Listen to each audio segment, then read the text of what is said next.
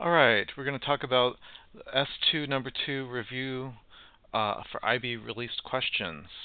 So looking at this first question, Yao drains the oil from his motorbike, and he's got two identical cuboid rectangular base containers with width 10 and length 40, and each has a height of 5 centimeters.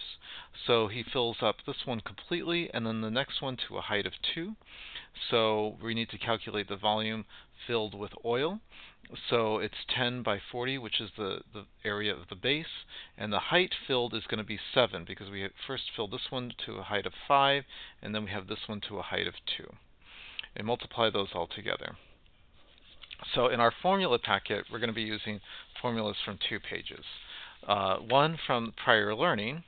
For example, volume of any old prism is the is the area of the base, cross section of the base times the height of the prism, and that's what we got right here.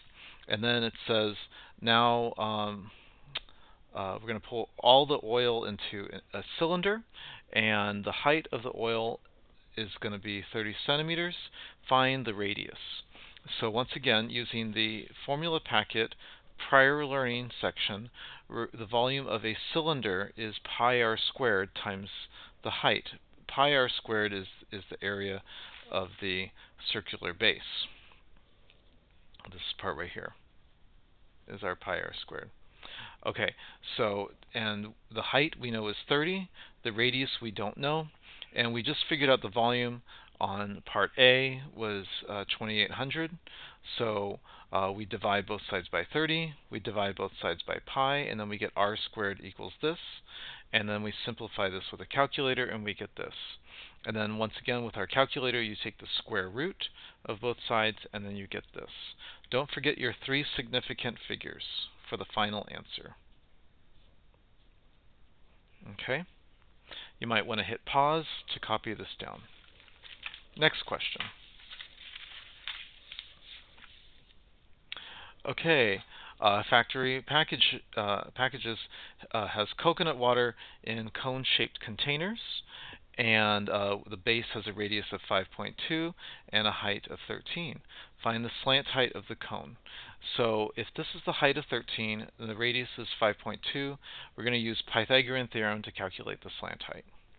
So 13 squared plus 5.2 squared, add those together, we get 196.04, and then take the square root of that, and we get the slant height is 14. Okay. Now that we've got the slant height, show that the total surface area of the cone-shaped container is 314 centimeters cubed. So this is the surface area of our cone. So we've got this portion of the cone, which is the lateral area, plus we have the area of a circle, which is pi r squared. So if we look at our formula packet, and we go to the title, which says Topic 3, in Topic 3, we're going to see that the area of the curved surface of the cone is pi r L. So where r is the radius and L is the slant height. So that's where I got this formula here, pi r L. So the radius we know is 5.2, the slant height is 14, and we know the radius is 5.2 squared. So we'll put all this together, combine the like terms, and then there's our total surface area.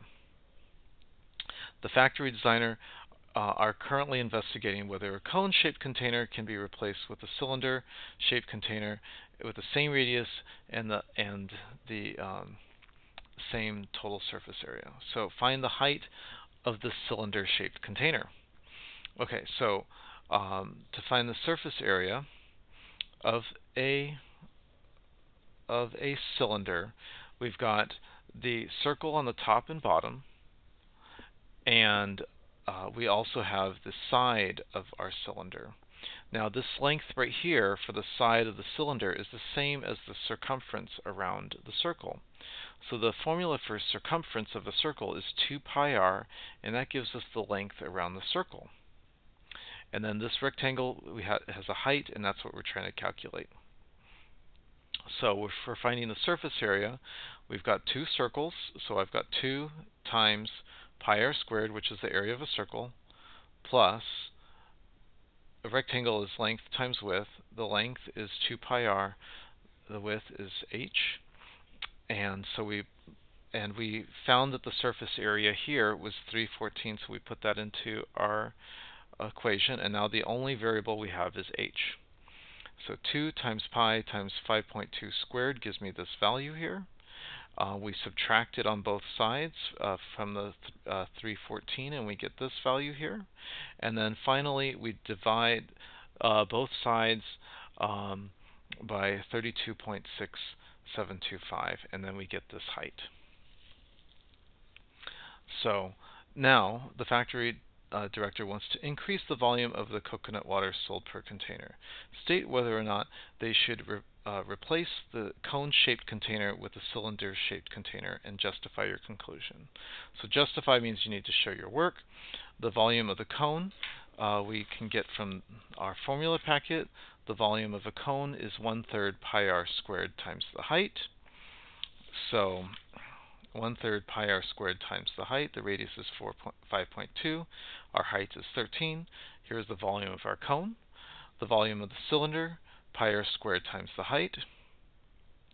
And that volume of the cylinder is on our prior learning page, which is pi r squared times the height, volume of the cylinder. So our height we just found out was 4.41, and then there's our volume of our cylinder. When you compare the two, you can see the volume of the cylinder is larger, so and that's what we needed to find out. Next question. Solid glass paperweight consists of a hemisphere with diameter 6 centimeters on top of a cuboid with a square base length of 6 centimeters as shown in the diagram. Okay. The height of the cuboid, x centimeters, is equal to the height of the hemisphere. So the height of this cuboid is equal to the height of the hemisphere. So the hemisphere has a height of 3. If the diameter is 6, the radius is 3. So when it says write down the value, it just means you have to put the answer, which is 3. There's no work to be shown if it says write down. Okay, calculate the volume of the paperweight. So we got the volume of half of a sphere plus the volume of our rectangular prism. So if we go to the topic 3 page of our formula packet, the volume of a sphere is 4/3 pi r cubed. Okay, so we noted the radius is 3, so we have 4/3 pi 3 cubed. And it's half of a sphere, so we have to have this 1/2. And so we simplify this and we get 56.548. Now the volume of this rectangular prism is 6 times 6 times 3, which gives us 108. Add those together, and that is the total volume of this shape. Now 1 centimeter cubed of this glass has a mass of 2.56 grams. Calculate the mass of the paperweight. So using this, we know that 1 centimeter cubed is equal to 2.56 grams. So I could either write this ratio as 1 centimeter cubed over 2.56 grams, or I could write this ratio as 2.56 grams over 1 centimeter cubed. Using this to convert centimeters cubed to grams is called dimensional analysis. So I've got centimeters cubed, we're trying to convert to grams. So looking at these two, I'm going to choose to use this one here for the conversion. Why? Because if I write 2.56 grams over 1 centimeter cubed, you'll notice that the centimeters cubed on the top and bottom cancel out, and now we're left with the units of just grams. If I had used this for conversion, I would have centimeters cubed times centimeters cubed. The centimeters cubed wouldn't cancel out. That's why we're using this conversion instead of this one. You might want to hit pause and replay to think about this some more. Anyways, we multiply this times this, and then we end up with our conversion to grams.